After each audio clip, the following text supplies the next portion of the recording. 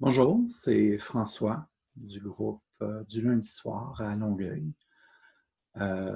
Aujourd'hui, la capsule porte sur le respect de ses limites. C'est aussi une façon d'apprendre à dire non, mais je dirais surtout de dire oui à soi-même. Et les limites et aussi les demandes qu'on a, euh, souvent, très souvent, c'est nous-mêmes qui nous les créons.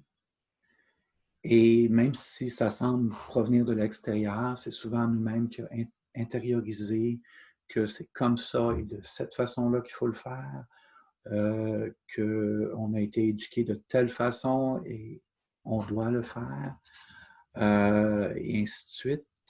Et le respect de ses limites, ce qu'on semble oublier quand on dit oui tout le temps, c'est que le respect de ses limites, c'est aussi une façon de s'affirmer avec soi-même,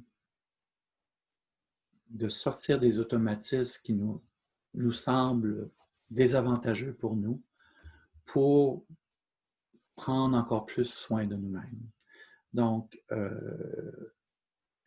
l'affirmation de soi est en lien évidemment avec la confiance en soi et l'estime de soi.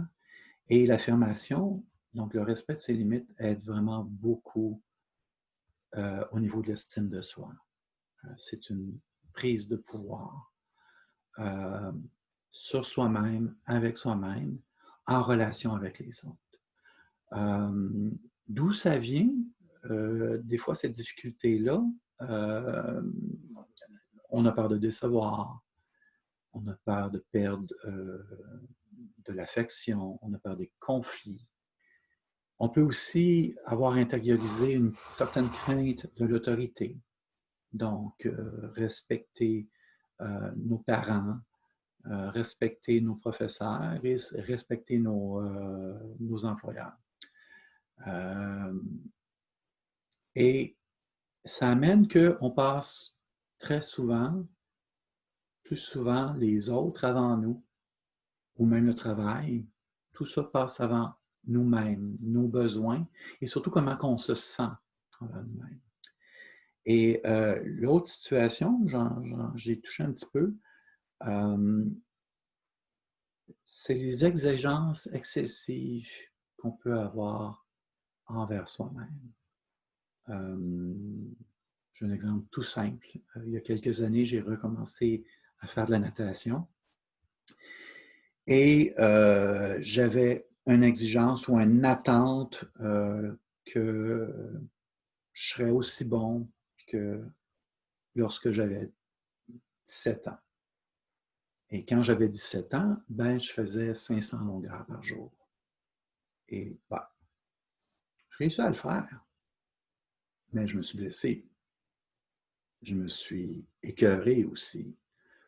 Euh, donc, il y a une notion d'évolution là-dedans aussi qui est importante. Là. Quand on arrive à faire l'inventaire, c'est de dire, ben, euh, ce que j'aimais avant ou ce que je faisais avant, c'est pas la même chose que maintenant. Donc, l'écoute de ses besoins, le respect de ses limites, c'est en fonction de maintenant. Et ce qui est maintenant, c'est pas la même chose que plus tard ou avant. Une autre chose aussi par rapport à des situations où ce que, on sort de nos limites, c'est lorsqu'on ne dit pas non à quelqu'un, puis que finalement la personne apprend une certaine dépendance, que ce soit une tâche, une activité qu'on fait pour eux autres. Il faut être à l'écoute de ça et voir aussi qu'est-ce qu'il y en est. Et c'est de là que je vais vous dire un truc là-dessus par rapport à la première étape pour développer le respect de nos limites, c'est d'être à l'écoute de ses besoins.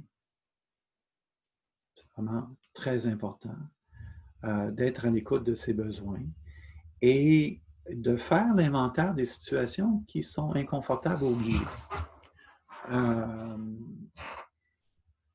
Si par exemple, on a décidé que, OK, il faut absolument que je me lève tous les matins à 5 heures. c'est une obligation. Et si on n'est pas confortable là-dedans, ben, il faudrait peut-être penser à soit la transformer en quelque chose qu'on préfère, oui, on est bien avec, parce que si on n'est pas confortable avec, ben, ça va devenir de plus en plus difficile.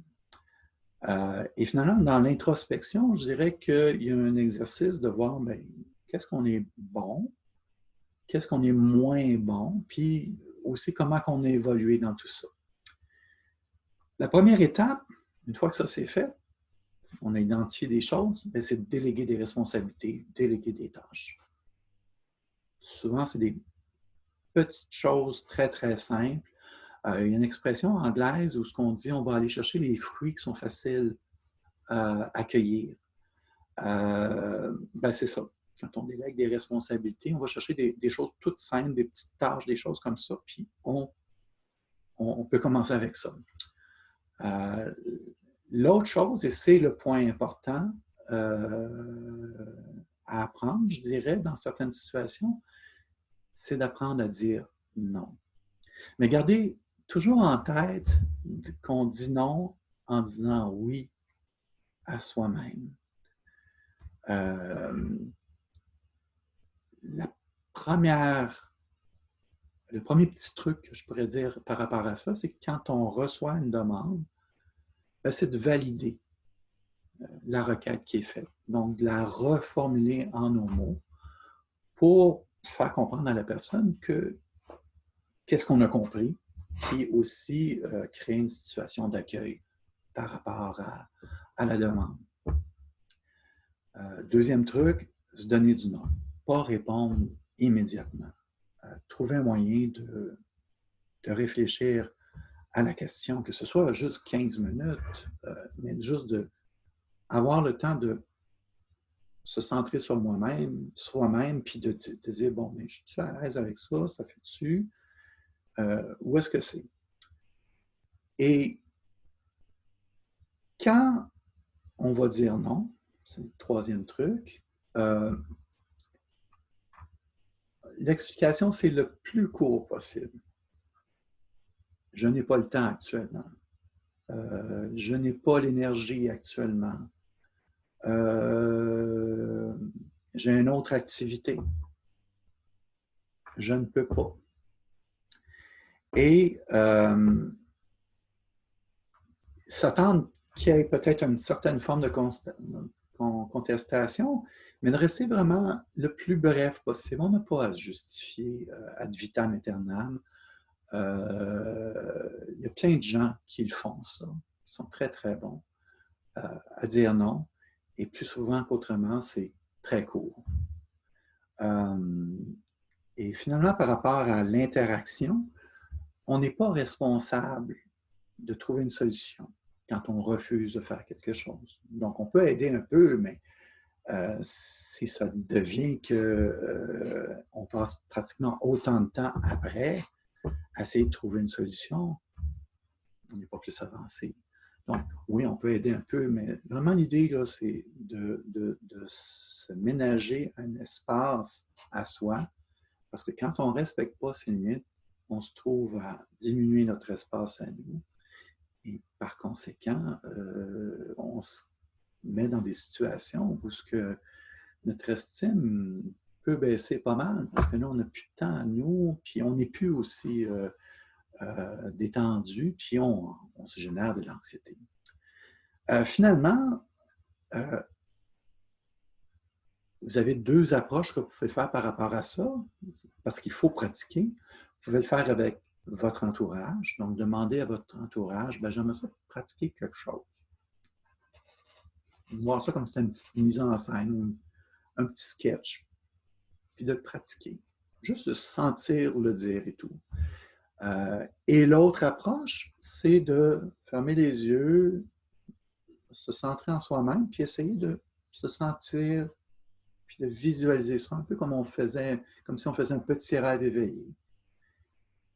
D'ailleurs, on est très, très bon là-dessus pour ce qui est des fois des situations plus difficiles, des catastrophes ou tout ce qui pourrait aller mal, ben, c'est d'utiliser le même genre d'approche, mais pour se pratiquer. Donc, c'était la capsule sur le respect de ses limites. Et je terminerai en disant que la clé là-dedans, parce que si les gens sont habitués à vous dire, à vous entendre dire oui tout le temps, la clé là-dedans, c'est la bienveillance envers soi-même et aussi envers les autres. Sur ce, à la prochaine.